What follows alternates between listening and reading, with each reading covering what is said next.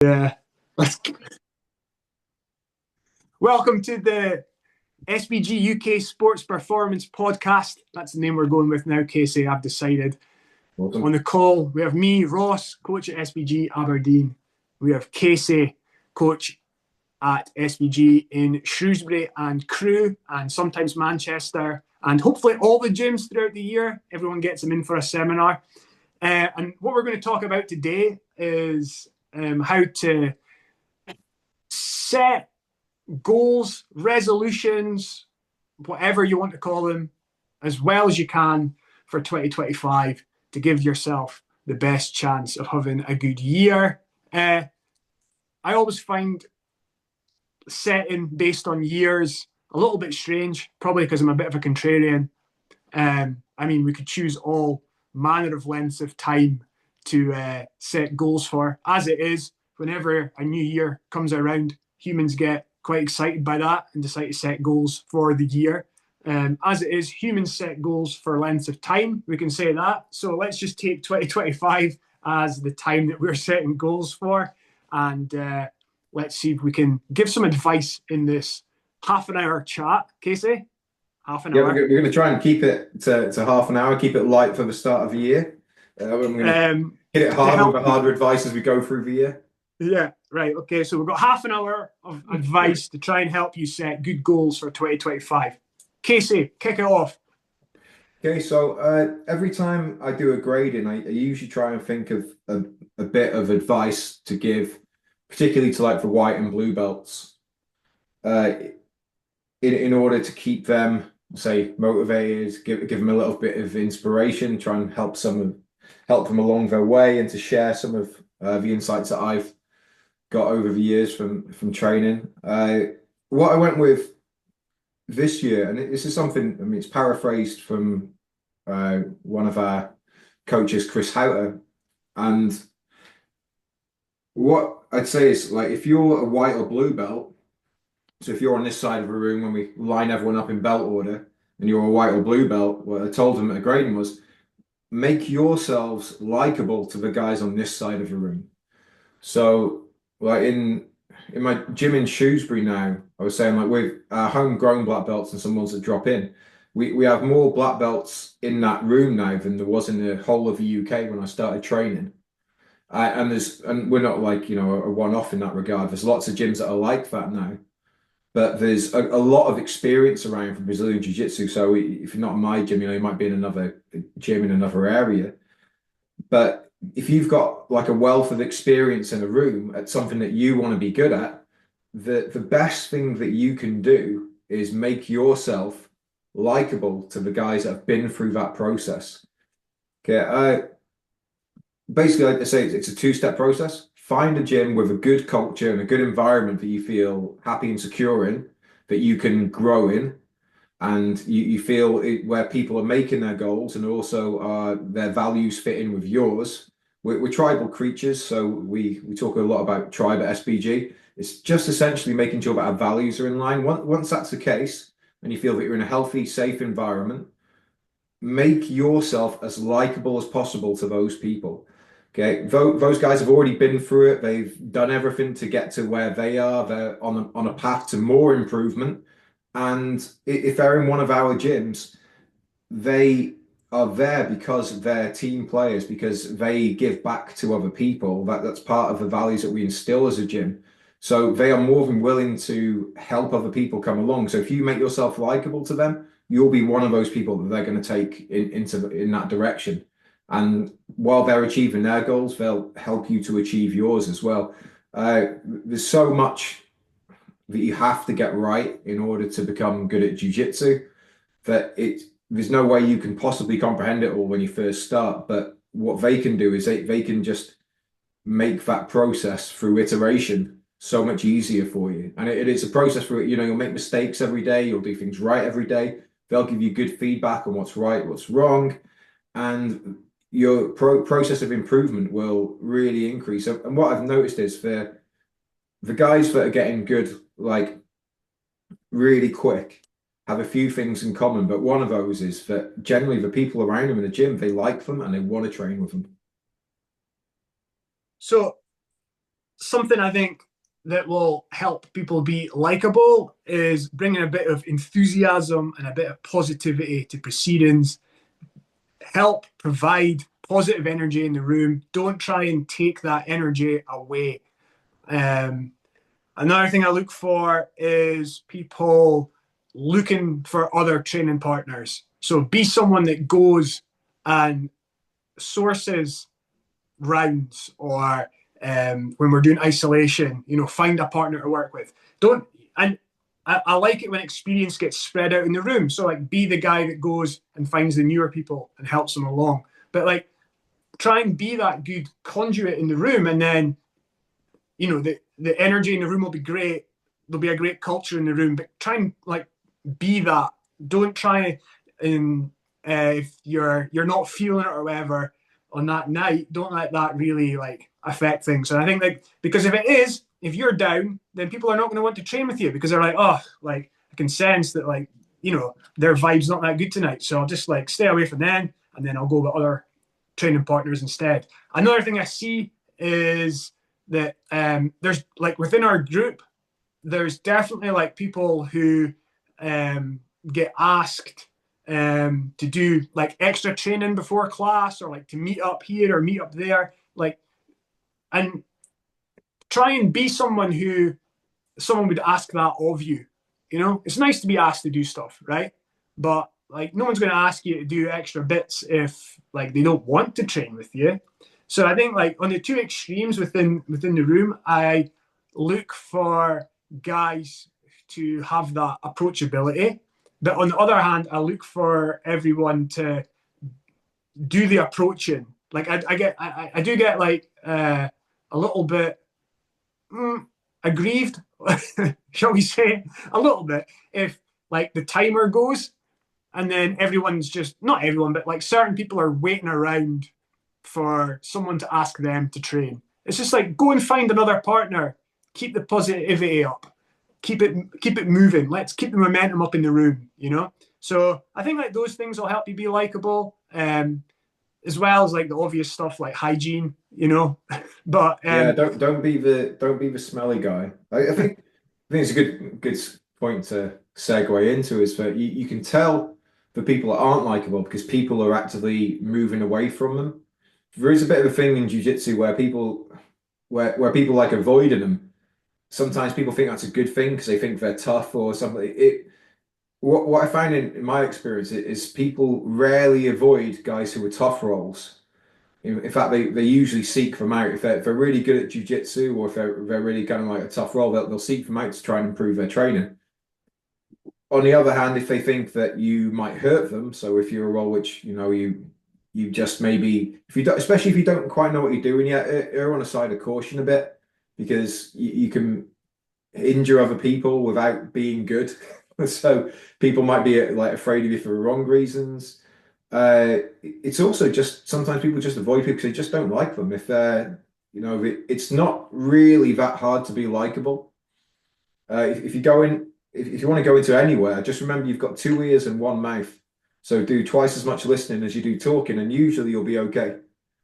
It's not that difficult for the guys to take you on board. There's like a lot of different people within all our gyms. It's like a massive variety of people, like people's backgrounds, and so it's not actually very difficult to get the group to like you and take you on board. Just sometimes just listen a bit more when you talk, and just take that advice on board. When someone speaks to you, have a think about what they're saying. Okay, try and process it, and then don't always answer back. Just go, yeah, okay, let's go and do that. On your point about toughness, it's something that Matt Thornton, head of SBG, says is, I mean, this is me paraphrasing his point, but there's a difference between toughness and roughness.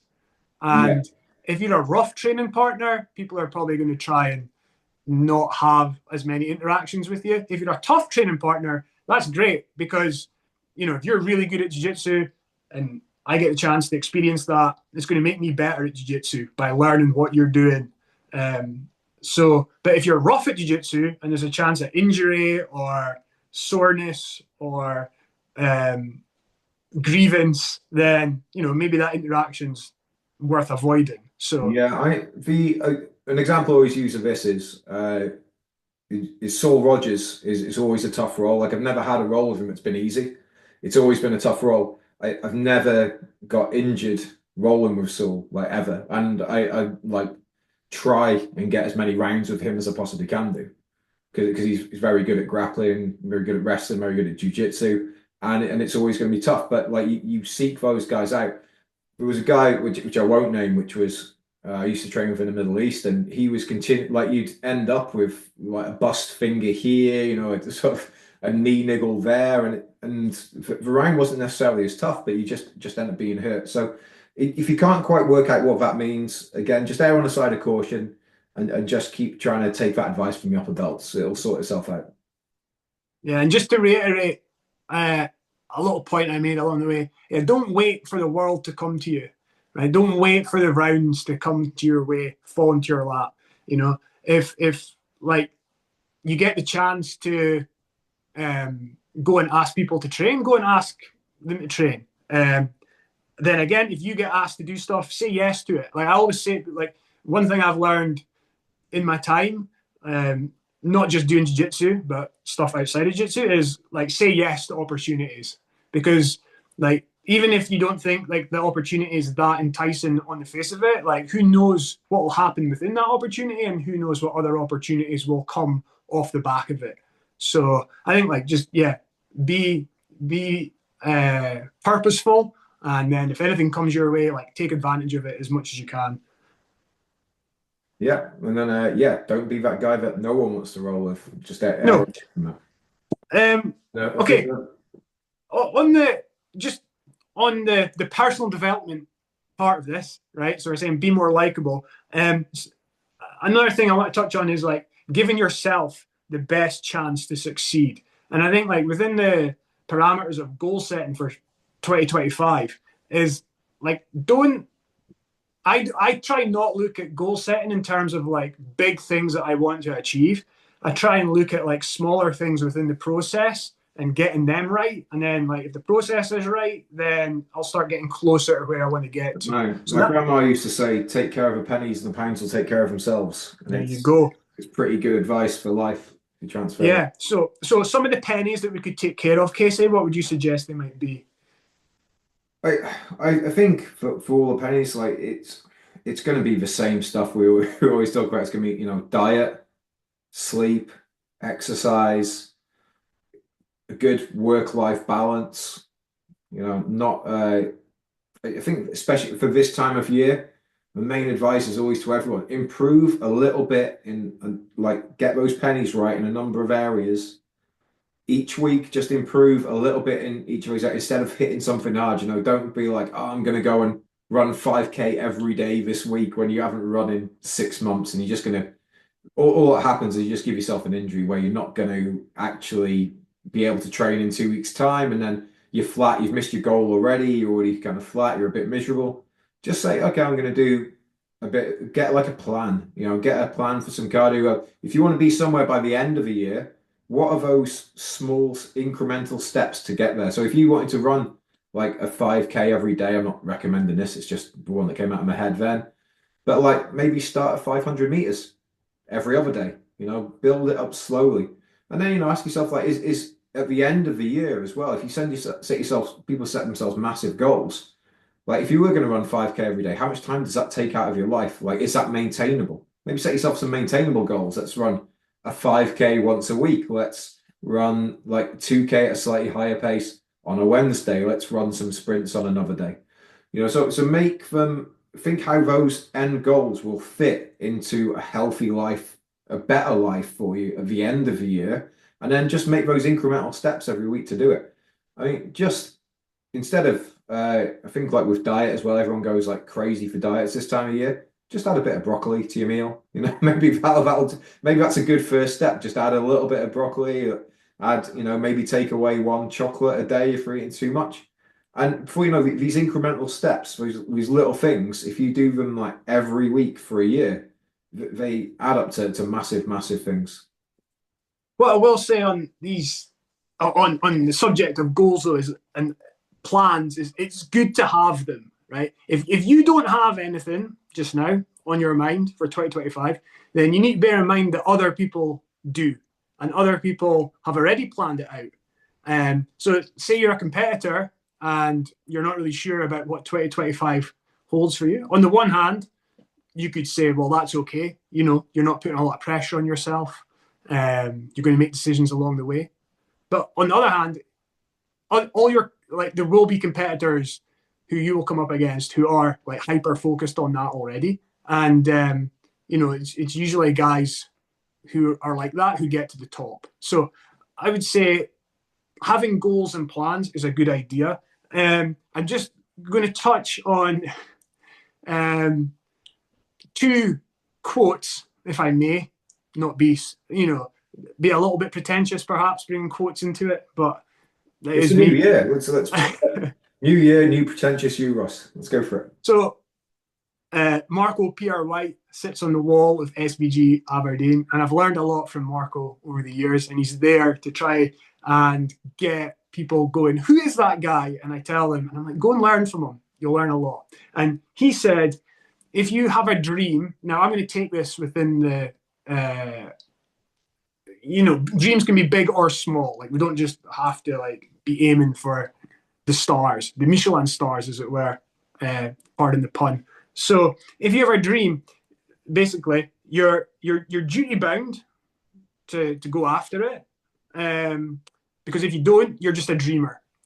So don't be just a dreamer. Like if you have something you want to achieve, go out and try and achieve it. Right? That's good. Like speak that into existence, as it were. Like no, Casey and I that coach at the gym, like I'm not gonna look down on people. I'm sure you wouldn't, or scoff at people or whatever if they say they want to go and do things. If it's realistic, right?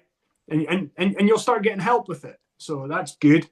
And then I think of another great quote comes from Oasis, and it's you've got to make it happen, right? And I just want to go back to that idea of like the world's not just going to come to you and give you what you want, right? You have to go out there and try and make it happen. Now, along the way, like you can get help, right?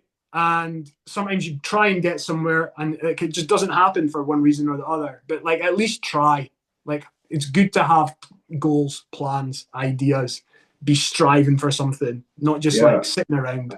I think with this, like my life is like spreadsheeted to almost a minute, and I don't think you have to be that extreme with things, but I think Dude, with the tools that you have available now, like people should have things like you should have calendars, spreadsheets, tools to keep you on track for different things, and so that you can like really see your progress, and you can look back and say, oh yeah, I made progress here. Sometimes there'll be little dips, but for understandable reasons. But you should be able to go back and track and see improvements in things, so that you can.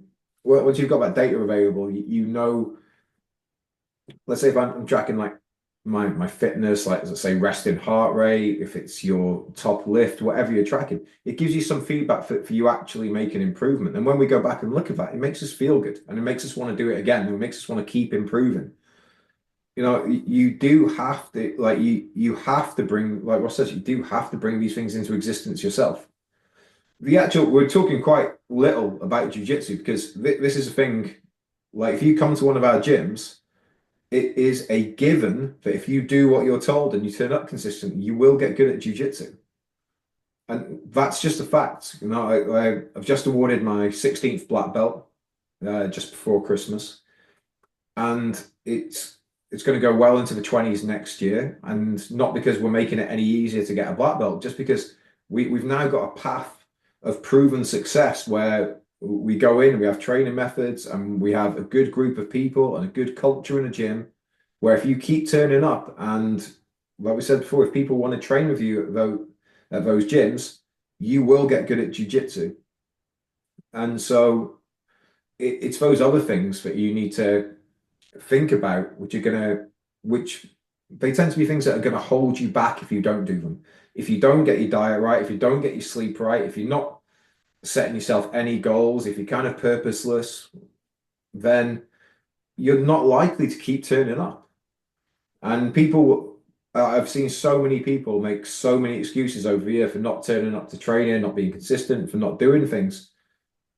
But then I've heard people with the same excuses turn up to training every day and do what they want to do. You know, if you set yourself a goal, if you set yourself a goal to train 3 days a week and you only do 1 day a week, you're lying to yourself. You can't start off a year in that way.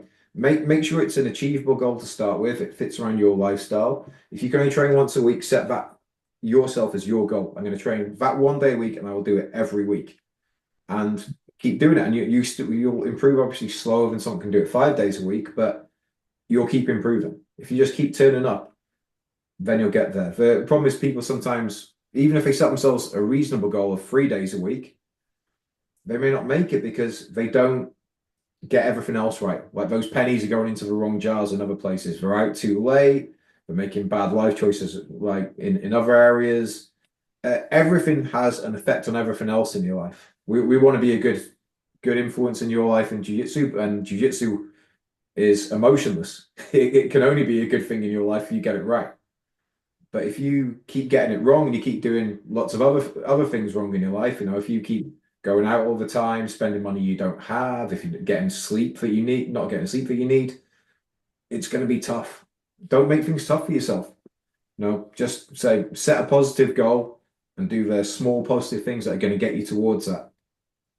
And a bit of advice on goal setting is try and have controllables within the goal. So you mentioned black belts, Casey, right?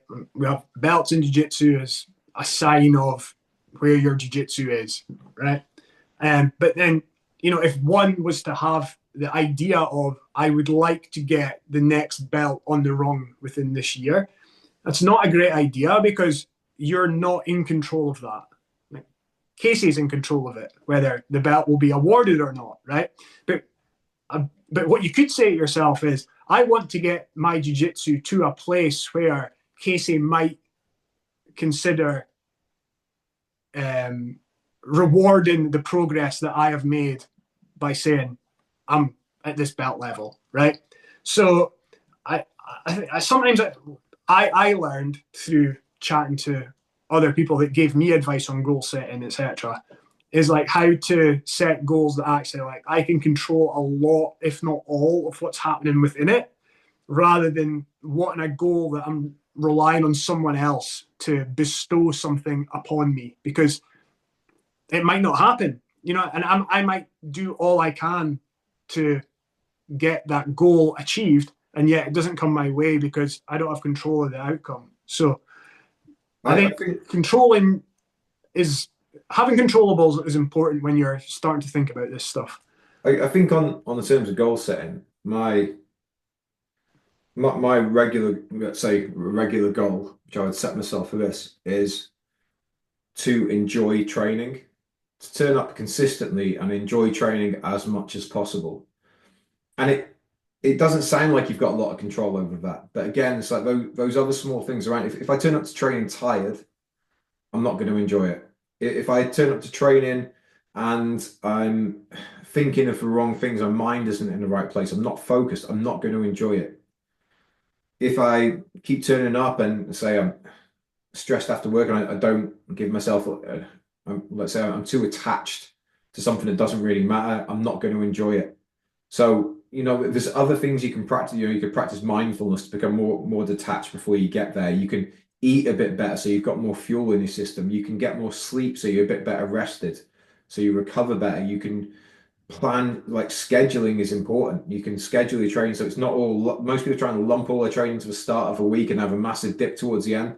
Spread it out, be more consistent, be a bit more even, and try and keep doing things which will make you enjoy training more. And if you do that, you will certainly get better at jiu-jitsu. It's impossible not to. If you're enjoying it and you're engaged in it and you keep turning up every week, you're definitely going to get better at it. Okay, and then if you start to enjoy it, you can then start to add more and more sessions on, more time. If your goals then, I think out of that kind of fun and love for training, that's when other goals can grow. It gives your other goals a good foundation to grow from. So, if like make your goal, I'm going to enjoy training as much as possible and do the things which will help you to do that. If you're not enjoying training because you're breathing out of your ass because your cardio is terrible, do some fitness work.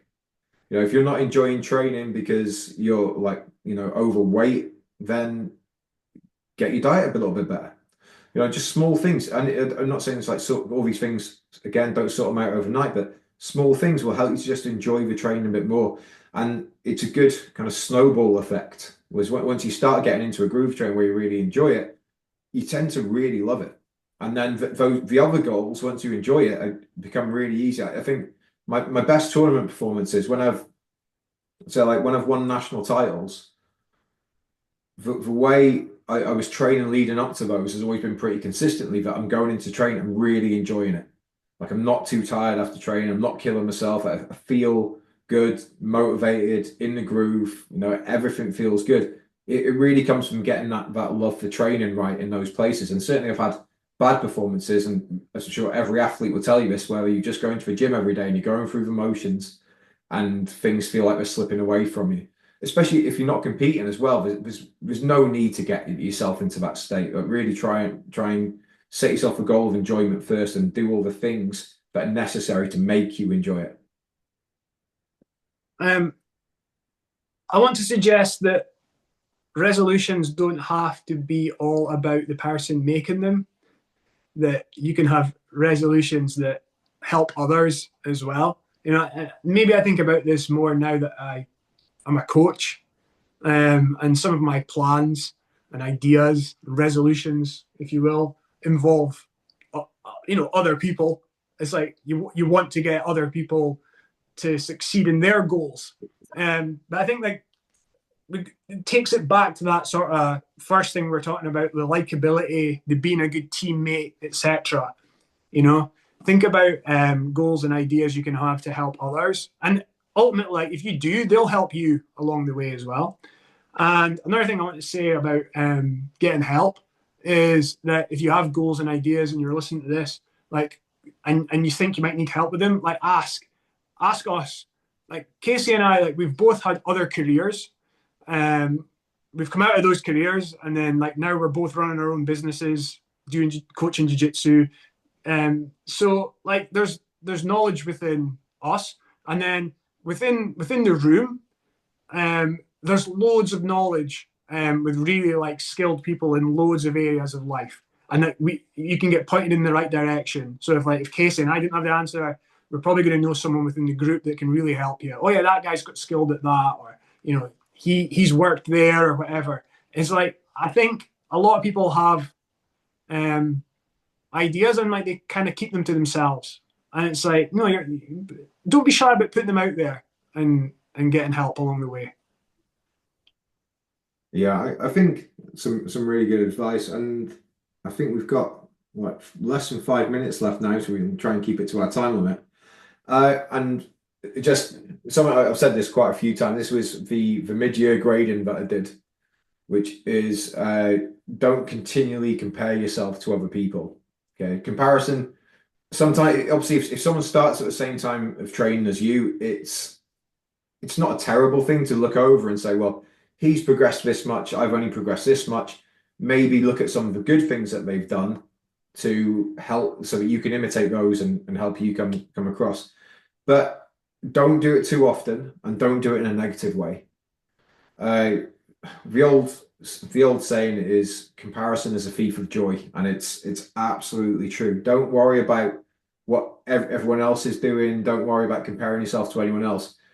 Just keep trying to chip away at the best that you can be, and you can go really, really far. Remember, you can set bigger goals later on. I know everyone wants to start with those massive goals, and in my experience, everyone that comes to the gym as a new starter and they give me these massive goals, 99% of the time they've faded away within 6 months. It's like you don't want to be put yourself in a position where everyone's being negative with you, because if you come and tell us you've never trained before and we're black belt world champion in 6 months yeah, it's just ridiculous. Okay, but people come with similarly ridiculous things like they want to be fighting in the UFC within 12 months, and it's like no, it doesn't work that way. Like you've got like a vast skill deficit that needs to be made up for. Just come in, make yourself likable, don't compare yourself to anyone else, and then you can always readdress those goals.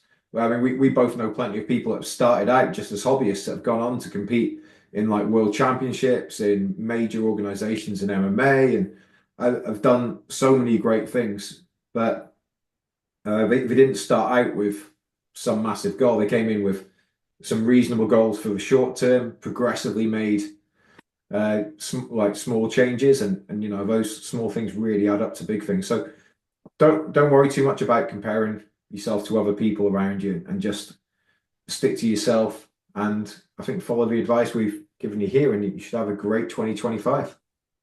My goal for this podcast was to get all our points across in 40 minutes. I said 30. Perhaps I was being a bit optimistic, but I was trying to speak it into happening. But as it is, I think we've got through everything we wanted to cover. So happy New Year, everyone. Happy New Year. And yeah, I hope this info finds you well. And I genuinely hope as well, guys, this is good. Let's say a message of goodwill for the new year. But I really hope everyone does achieve their goals for the new year. And I hope everyone has as good a time as possible doing jiu-jitsu for all our gyms. And I hope that, you know, everyone keeps growing together, and it's a great 2025, because, you know, it really has the potential to be a great year for everyone. So let's all make it happen.